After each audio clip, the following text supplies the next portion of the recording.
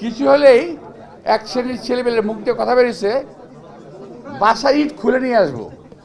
শুনছেন, দেখছেন না আপনারা? সোশ্যাল মিডিয়া দেখবেন। ভাই, এগুলো তো রাজমিস্ত্রির কাজ। তোমরা টোকা দিলেই বিএনপি চলে যাবে, এটা ভাইবো না। ইউনূস সরকার, এটা তো তোমাদের সরকার, মনে নাই? তোমরা অ্যাপয়েন্টমেন্ট দিয়েছি না ইউনূস সরকারকে? তবে এক লাভ হয়েছে, একটা কি জানো? লাভ হয়েছে,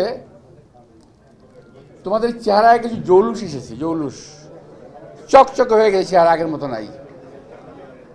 এক একজনের চেহারা চকচকে, গাড়ি, টাকা পয়সা, জৌলুস সব দিক থেকে এসে এইটা একটা লাভ হয়েছে বাংলাদেশের। রাস্তা ভাঙা দেখলে বলে হাই হাই বিএনপি সময় রাস্তা ভাঙা। এই সরকারের বয়স কদিন হলো আজকে? আমরা হ্যাঁ, প্রায় 20 দিন, 1 মাসও হয় নাই। একজন লোক মানুষকে বোঝানোর চেষ্টা করছে বিএনপি 1000 বছরের জন্য ক্ষমতায় আছে, বোঝানোর চেষ্টা করতেছে। একজন লোক রাস্তা ভাঙা দেখলে বলে হাই হাই বিএনপি সময় রাস্তা ভাঙা। একজন লোক সিলেটে গিয়ে বলে এই সিলেটে এরকম তারেক রহমান সাহেবের শ্বশুরবাড়ির রাস্তাঘাট ভাঙা।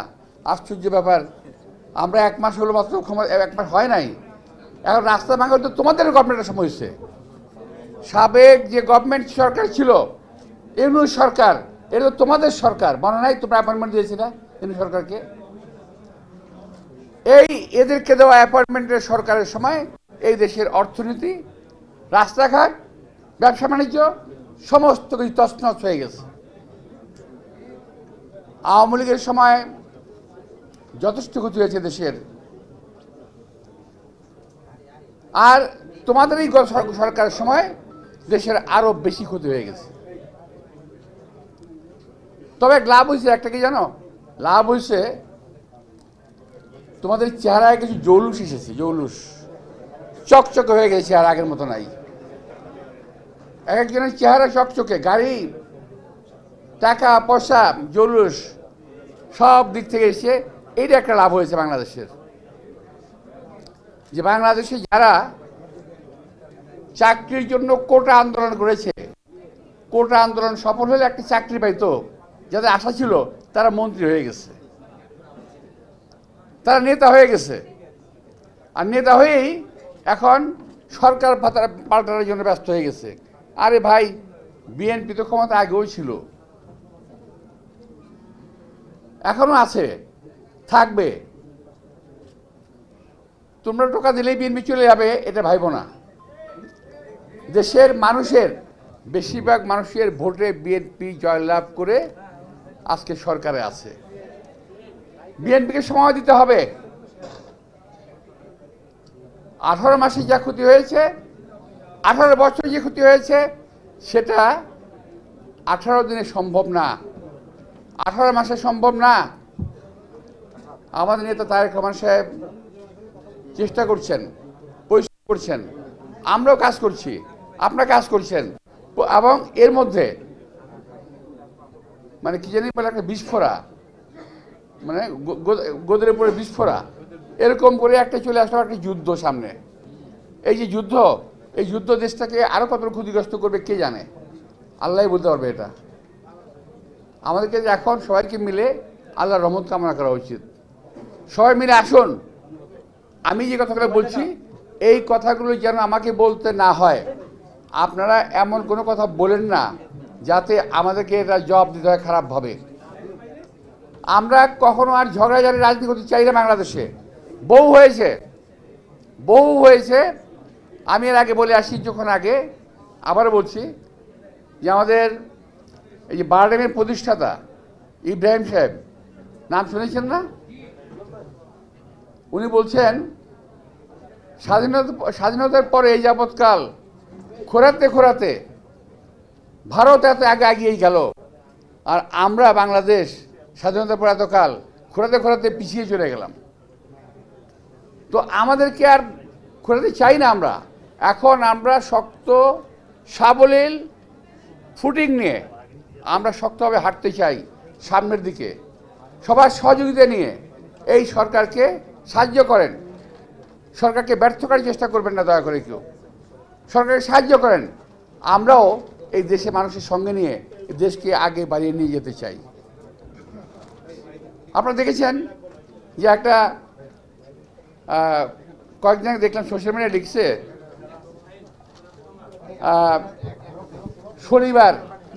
শনিবার মুক্তি চায়, তারেক রহমানের কাছ থেকে শনিবার মুক্তি চায়। মানে হলো শনিবারে উনি কাজ করেন, ছুটি কাটান না। এই কথাই বলতে গিয়েছে আর কি, সুন্দর ওরা একটু বিদ্রুপ করে বলেছে। তো শনিবারও আমরা দেখলাম গতকালও আমাদের সঙ্গে মিটিং করেছে। আমরা গতকালও মিটিং করেছি এবং আমরা করেছি 1 ঘন্টা, উনি করেছেন 5 ঘন্টা কাজ করতেছে। ভাই সুযোগ দেন। এতদিন পরে, আন্দোলনের পরে, এত ভোটের মাধ্যমে ক্ষমতায় এসে উনি দেশে মানুষকে খুশি রাখতে চান, খুশি হতে চান, খুশি থাকতে চান, খুশি রাখতে চান। সুতরাং একটু সময় দেন, এত ব্যস্ত হওয়ার কোনো প্রয়োজন নাই। ওই যে কিছু হলে একটা কথা বলেন না, আরেকটা কথা আপনারা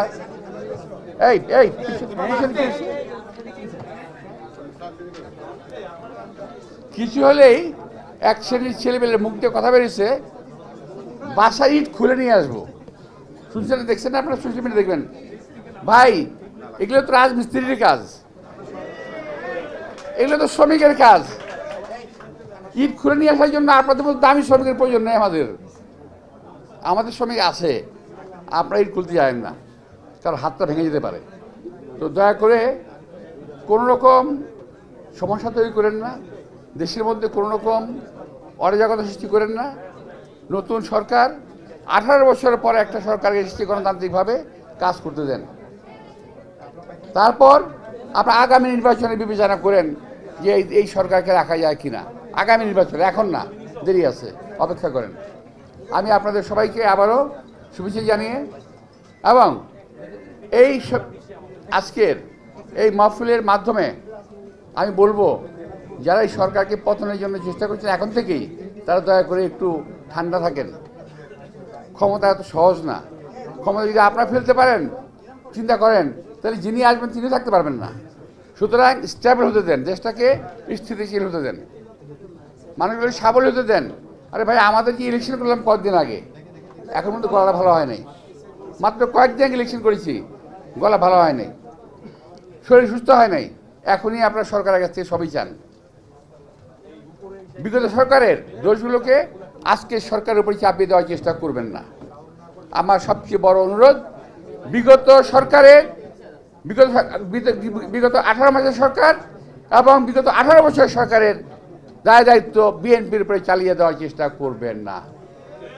আমরা দেশটাকে আবার নতুন করে জাগরণ করার চেষ্টা করছি। যেমনি শহীদ রাষ্ট্রপতি জিয়া রহমান করেছিলেন, যেমনি দেশনেত্রী বেগম খালেদা জিয়া এই দেশকে গড়ে তুলেছিলেন, ইনশাআল্লাহ দেশনায়ক তারেক রহমানও এই দেশকে আবারও সুন্দর করে গড়ে তুলবেন, সকলকে সঙ্গে নিয়ে। সবাইকে ধন্যবাদ। আসসালামু আলাইকুম।